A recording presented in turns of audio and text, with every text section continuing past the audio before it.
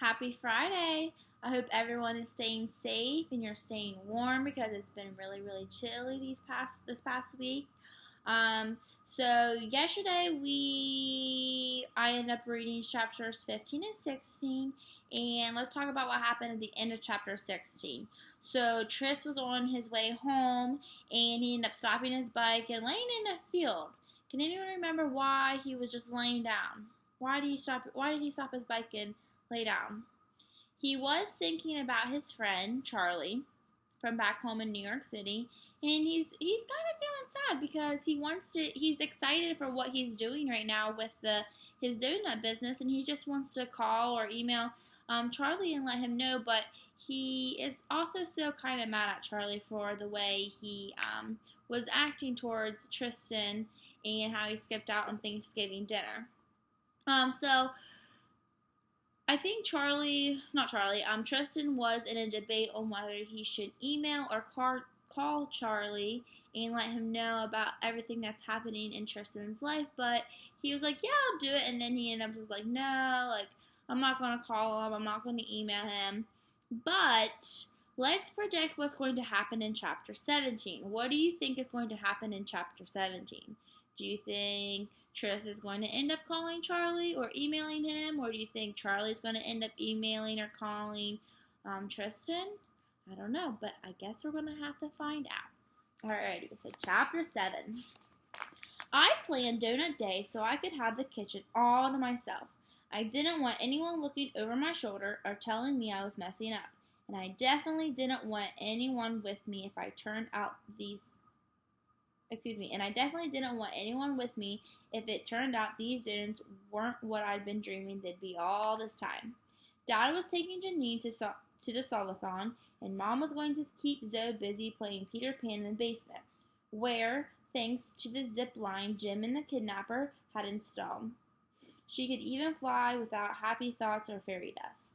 I didn't want to waste any time on donut day, so the night before, I got out the equipment I needed, included the fancy pastry gun Mom had gotten me. I'd been practicing using the gun, and if I pressed down the plunger really fast with the gun at just the right angle, I could shoot icing onto the cake from halfway across the kitchen. Now that you never even need to do that, but it got me thinking that the police should consider trading in their guns for ones that mow people down with a stream of cream or mousse or something like that, because then if they got the wrong guy, big deal. It's kind of genius, right? Not in an I can solve 300 math problems in 6 hours kind of way, but still. Then my alarm went off at 7:30 the next day. I got dressed, grabbed the pastry gun. I decided it was too valuable to leave out in the kitchen all night and climbed down the ladder. I knew Janine would have gotten Dad up at the crack of dawn for the solve-a-thon, but I was worried Mom might still be in bed. She'd been staying up late trying different chicken pot pie recipe. She decided chicken pot pie was a must for the restaurant, but that hers needed some kind of twist. The one she'd made with beets and had bright pink puffy pastry on top, which was definitely different, but none of us loved the taste, so she was still experimenting. Tris Levin, license to fill. I threw open my parents' bedroom door, pastry gun aimed at the bed. Mom? The bed was empty and the mattress had been stripped. I heard a moan and followed into the bathroom. There, lying on the floor, curled around the toilet in her bathrobe, eyes closed, was my mother. This was bad. Bad for donut day. Bad for me, and thinking about it now, bad for Mom too. Though I had to admit I wasn't so focused on her at the time. At that moment, seeing her there on the floor, all I wanted to do was shout, "Get up! It's donut day! My day! I've earned this day! I deserve this day, so whatever you have, suck it up!" But I didn't. Instead, I said, "Are you okay?" She moaned a no and hugged the toilet a little tighter. "Did you throw up?" "Yes," moan. More than once, she held up 4 fingers. "Feel better?" "No," moan louder and longer than the first. "You want to try to get up?" "Tile, good, cold," she said, eyes still shut. But I knew I shouldn't say it, but I couldn't stop myself. "It's donut day, remember?" I held up my pastry gun. "So are you getting up soon, right?"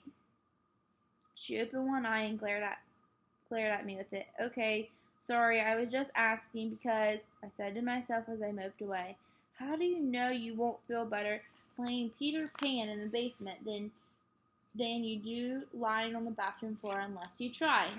What's the worst that could have happened? She'd already thrown up 4 times.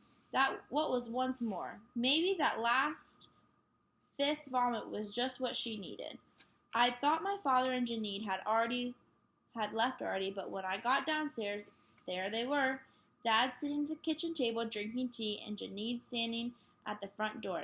Jacket zipped, earmuffs secured, several razor-sharp number 2 pencils in each mitten. Dad, it's 8:03. 8:03, she shouted, pointing at the clock on the wall. Remember what I said? No later than 8 o'clock. Dad sipped his tea. Janine, you can't pretend you don't hear me just because you don't like what I'm saying. Oh, yeah? What makes the day different from all other days? I said. I'm just thinking, maybe we shouldn't go because Mom's sick and you were going to make the donuts today. Really? I said. Was Dad actually thinking about choosing Donut Day over one of Janine's math competitions? Was it April Fool's or something? What are you saying? Janine was still going on with, if I don't hear what you're saying, it's not happening strategy. I know Tris could make the donuts another day, but he had this all planned. It seemed a little unfair. Plus, it's just another solve-a-thon. Missing one isn't the end of the world.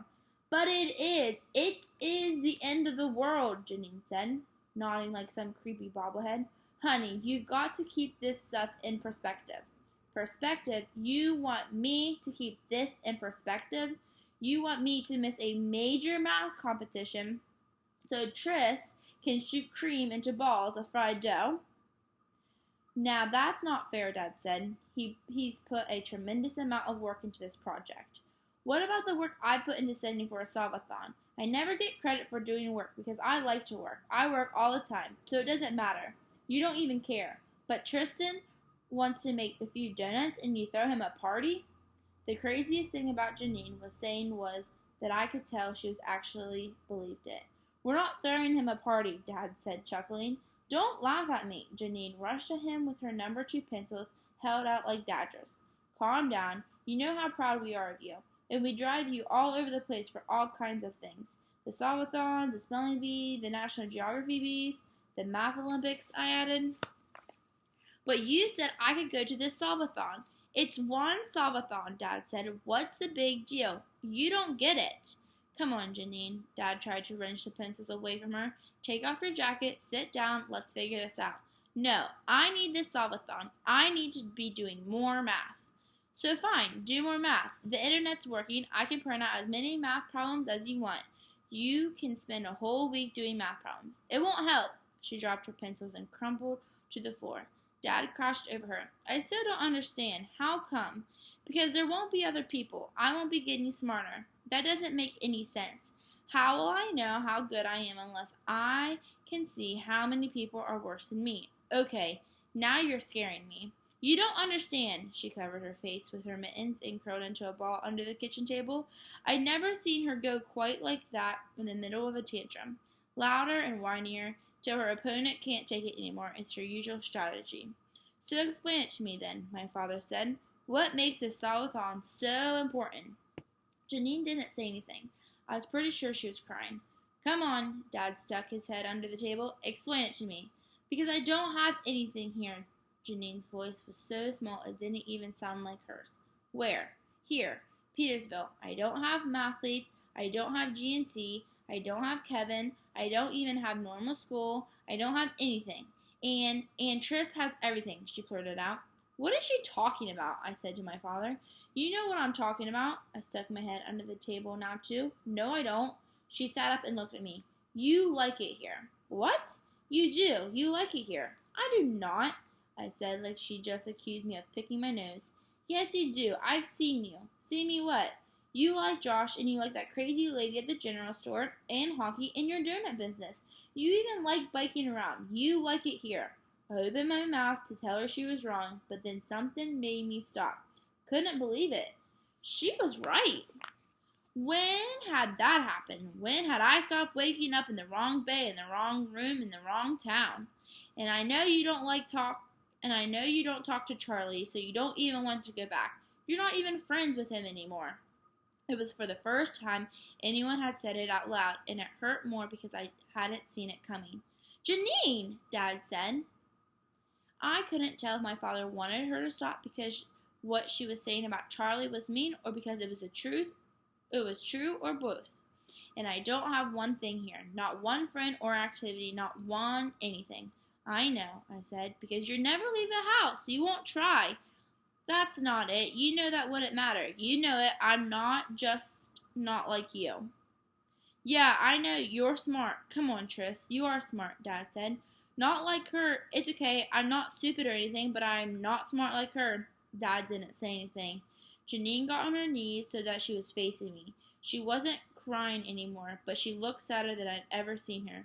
But you're good at this. You just made all this stuff happen here. I can't do that. I'm not good at Petersville. I can't even tell you exactly what that meant, good at Petersville, but she was right about that too. Whatever it meant, I was and she wasn't, and Petersville wasn't something like basketball she could choose not to do.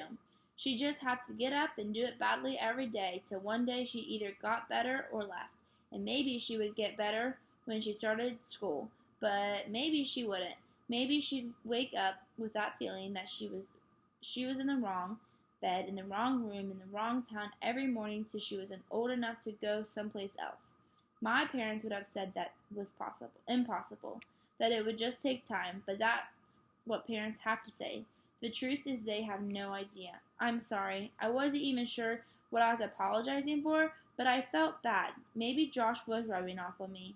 It's okay. It's not your fault. But maybe I could help. I slid off my chair so I was kneeling under the table now. I mean, I know I was weird when you asked Josh to join your book club, but it's okay with me if you still want him to. Thanks, she gave him a little smile, but she looked so sad. And maybe I could make the donuts while I take care of Zoe so you can still go to the solathon. I couldn't believe what I was offering. Really? Janine said. Really? Dad said. Yeah, sure, as long as Dad makes sure Zoe gets that I can't play all day. Even if it didn't work, I could always make the donuts the next day. The regional solvathon wouldn't roll around again for a year. Done. Dad reached out to shake my hand before I could change my mind. Zoe! What? Zoe yelled from the living room. Come here. Why? Now. A moment later, Zoe appeared in the doorway in her ski jacket and fairy wings. Don't yell. It hurts my concussion. She'd been in and out of concussion since my father's accident. What did we talk about yesterday? When I call you, come. Period. I don't remember yesterday. You know, concussion, she said, pointing to her head like my dad was completely nutty. Dad rolled his eyes and said something in French that sounded like "Deux mots dia." What did I do? Zoe said. Nothing, Dad said. Then why are you Frenching at me? Just listen. Mommy's sick and has to rest, and I have to take Janine to a solvathon. So Trish is going to play with you, but he's also going to be making his donuts. So you have to play quietly while he's working in the kitchen. Okay? Okay, she said and skipped off. Okay, he said to me. Okay, it so wasn't, but it was too late to back out now. All right, Janine, thank your brother. Let me just tell Mom. Hopefully she's made it to the bathroom. She made it off the bathroom floor right now, he said as he climbed the stairs. Janine and I crawled out from the under the table and began collecting her pencils. You really think you'll be able to make the donuts with Zoe around? She said. I shrugged. Hey, I'm sorry for what I said about Charlie. It's okay. It's true, but it's okay, I think. He and I weren't friends like you and Kevin are. I just didn't know it. Oh, I'm so sorry. She looked down at her pencils. We missed one. I pointed to a pencil that rolled over by the stove, and Janine picked it up. I know you haven't known him for that long or anything, but Josh is really nice. It's good you met him. Yeah, it is. All right, let's go get this show on the road, Dad called. A second later, he was jogging down the stairs. Janine pulled her hood up and velcroed it under her chin. Hey, if you can't get the donuts done, maybe I can help you make them tomorrow, okay? Sure. Hey, good luck, I said. Thanks. Also, thanks for... She trailed off. I know. You're welcome. Alrighty, that's the end of chapter 17. And in the next video, I will read chapter 18.